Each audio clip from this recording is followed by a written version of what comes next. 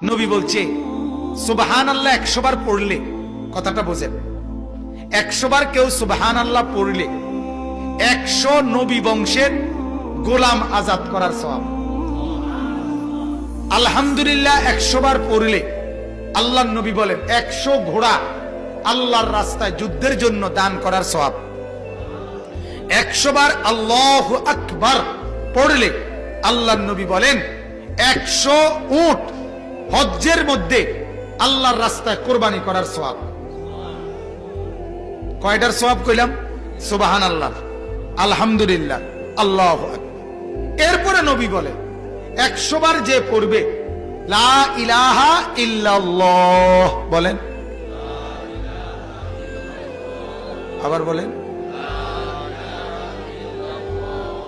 লা ইলাহা ইল্লাল্লাহ, লা ইলাহা ইল্লাল্লাহ, লা ইলাহা ইল্লাল্লাহ। তাসবিহ পড়তে যেন তাড়াহুড়া না হয়, ঠিক আছে না? ইনশাআল্লাহ সুন্নত, সুন্নত হইলেও ধীরে ধীরে পড়া, এক এক নিঃশ্বাসে এক একবার পড়া। সুবহানাল্লাহ, সুবহানাল্লাহ, সুবহানাল্লাহ, সুবহানাল্লাহ, সুবহানাল্লাহ, সুবহানাল্লাহ, সুবহানাল্লাহ, আলহামদুলিল্লাহ, আল্লাহু আকবার।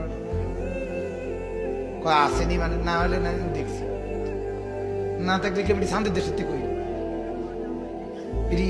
ইরিনি তসবি, আপনি কর এটা তসবি, হ্যাঁ কিতা কইছেন? এটি কিতা না শয়তানি না বলি, মূলত এটা অবুঝ, ভুল পদ্ধতি। কি পদ্ধতি বলেন? ভুল কি না বলেন? তাসবিহ পড়বেন এক নিঃশ্বাসে একবার। কয় নিঃশ্বাসে কয়বার? সুবহানাল্লাহ, সুবহানাল্লাহ, সুবহানাল্লাহ, সুবহানাল্লাহ, আলহামদুলিল্লাহ, আলহামদুলিল্লাহ, আলহামদুলিল্লাহ, আল্লাহু আকবার, আল্লাহু আকবার, আল্লাহু আকবার, আল্লাহু আকবার। এভাবে আসরের পরে, ফজরের পরে, নামাজের পরে যে 100 দানার তসবিহ পড়েন 33, 33, 34 বার, এটা এভাবে পড়ে। যদি বলেন হুজুর আপনার সময় কম, তাহলে আপনি পড়েন না, বাবু আপনি জন একেবারে বেশি কামিল হয়েছেন, কামি করেন। কথা বুঝেন না? আপনার জন সময় নাই, আপনি পড়লেন। আপনার জন মরতেন না, তো আপনি বাতে খান।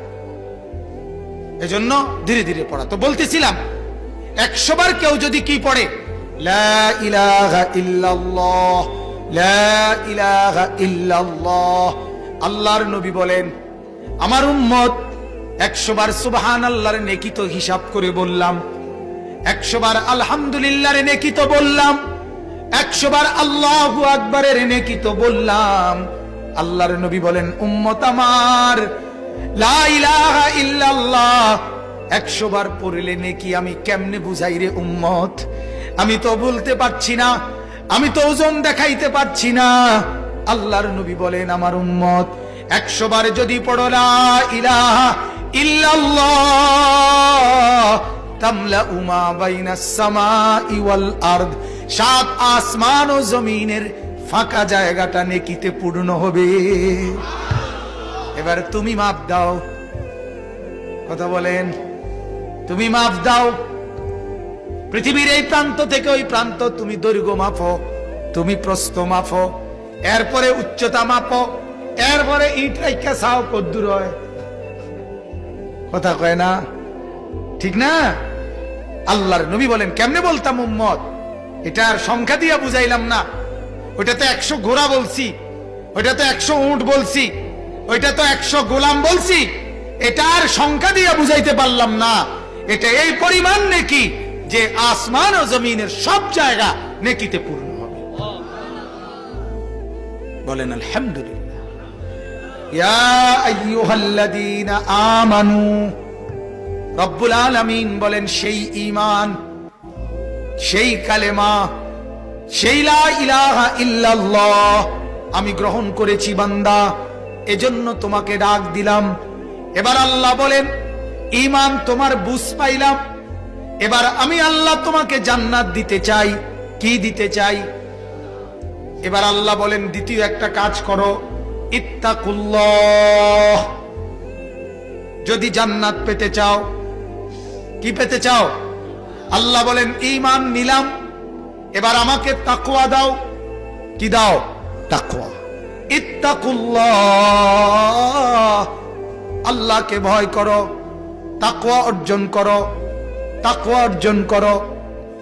তাকওয়া কি জিনিস? তিনটা জিনিস। কয়টা জিনিস?